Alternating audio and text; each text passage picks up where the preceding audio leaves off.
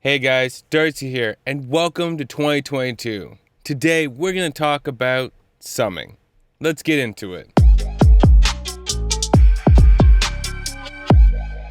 Alright everyone, we have a session pulled up here, and we're going to talk about summing. Overall, Luna has an extension for summing, either being that of Neve, which we can see up here on the right, and throughout this entire track on the two buses on the left, as well as API summing here, which we can also see on the right. The idea of the summing on these buses or on your main out is to add a saturation, a color, a depth to the tracks that you are summing together, and this is to emulate different consoles, with that being Neve or API.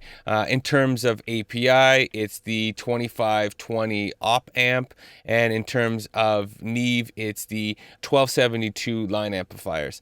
Now, each one of these has their own characteristics and has their own use cases depending on your sound and what you're going for. Between the two, Neve, even though it's subtle, is far more clear in its characteristics, where API is extremely subtle. Let's look at this session first off, and I'm just soloing the drums because I feel like the drums, especially the kick drum, since it's the heaviest thing in this bus, will be very evident for you to hear things. So first off, let's just look at some of the controls, and then we'll go into actually taking a listen. So with the Neve summing, we have the majority of controls here. First, starting off, you have a VU meter, followed by a headroom control on the left, a trim control on the right, your impedance control on the bottom left, and then your bypass, whether it's in or out, on the bottom right. And very similarly, with API summing, we have the same VU meter, headroom, trim, no impedance switch, and then your bypass in and out. Let's go over some of these. In terms of your headroom, what this is affecting is essentially values starting between 4 decibels at the lowest and 28 decibels at the highest. And this is determining how much you're going to be pushing in and getting that saturation characteristics. And if you're pushing significantly more, like 28, and depending on your input signal, then you're going to get more saturation, more of what that summing sound is.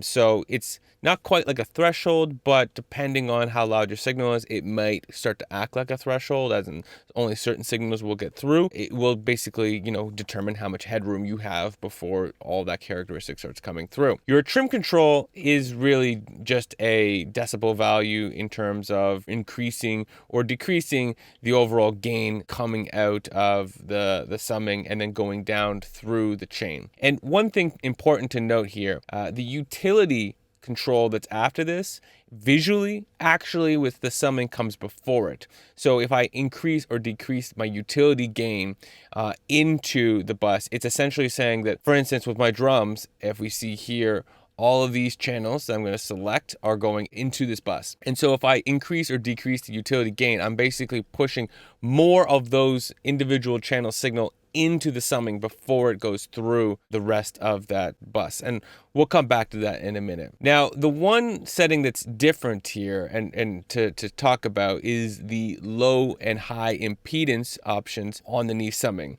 Essentially, what we're doing here is changing a little bit of the characteristic in terms of the balance of the overall frequencies. As well, when you go into low impedance, it actually goes above unity gain. So the actual signal will get louder, and you will have to dial it back with the trim, which you see here on my drum bus. Let's first off remove any trimming and the low impedance on this track here. And then let's hit play and listen to the drums soloed with the Neve summing.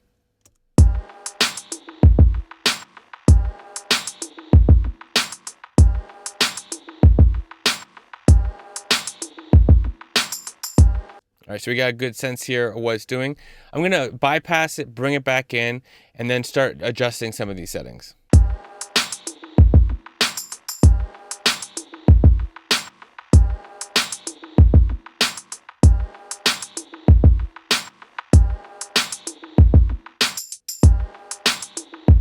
Now, it may be a bit subtle. So what I'm going to do is I'm going to push up my utility gain into this Neve summing so that we can get a better sense of what's happening here.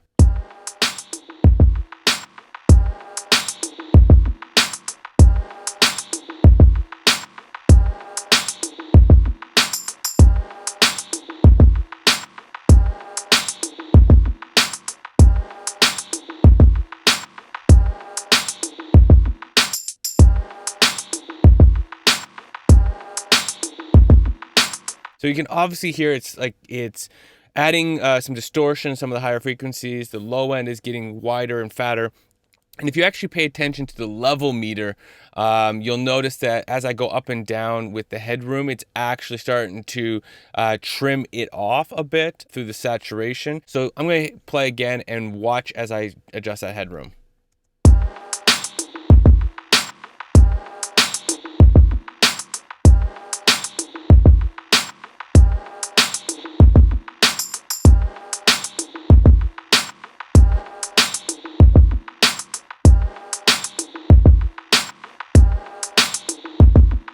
All right, so we have pretty good sense. So what I'm going to do now, I'm going to set my headroom back to normal, and then I'm going to put in low impedance, and it's going to go up in volume a bit here.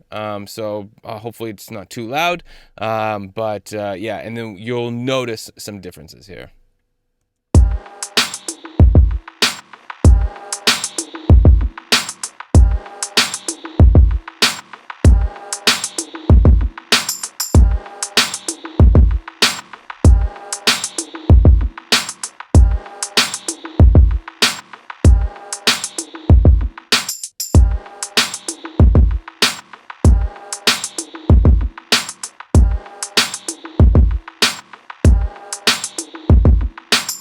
And so you see there, I also trimmed it back, which is, determining how loud it's coming out of the summing into the rest of the bus. And you can see how you can get a good balance. It also sounded a little less distorted as I trimmed it back, but obviously I'm pushing the headroom to the max, so there's a level of natural distortion that's happening there. So we get a good sense of everything here. I'm going to set these values back to where they were. And now what I'm going to do is I'm going to slide over to the API summing, and we'll also mess with it there, obviously without any impedance aspects.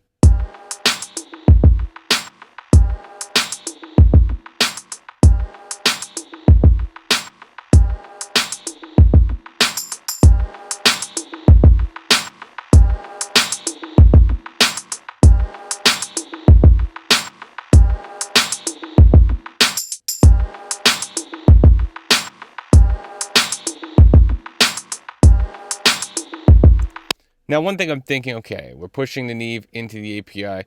Let's disable the Neve so we can maybe hear a little more what the API is doing. Now, overall, it's subtle. I feel like with the API, especially with kicks, I get a little bit more like mid-highs in terms of, like, say, the 1K, 3K kind of area.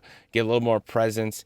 You get a little bit, I feel like at 100, but not as significant and definitely not as low as the Neve. So I feel like you're just getting presence, forwardness, and maybe a little bit of separation. So let's go back and play from here.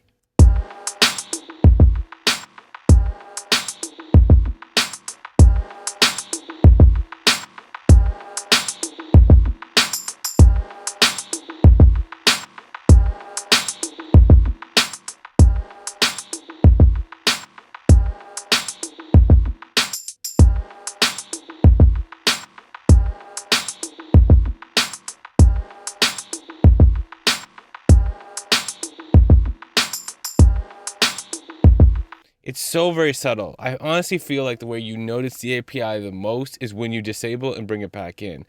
I feel like, and this is true even when I use the API Vision console, you really have to gain the thing all the way to really start to notice anything.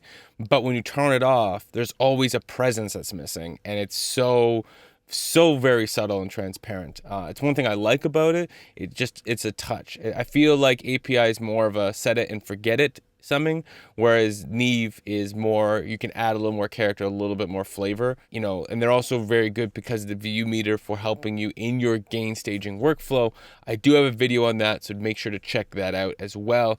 But overall, between the two, even if you just added them to your channel and did nothing else with them, you are going to get some benefit out of that, actually quite a lot, and really comes down to figuring out what flavors work for you. For me, I tend to use the bass and the drums for Neve, melody and vocals for API, and then I'll put API on my submix just to make sure I'm adding a touch more presence, but nothing that's too dramatic. I don't tend to put Neve there because I don't want to put too much saturation at the end. I just want to make sure the track is coming forward a little bit. But that's overall it for me today. Let me know if you have any questions about summing or anything else I should cover now that we're into 2022. And otherwise, have yourself a good one, and peace, y'all.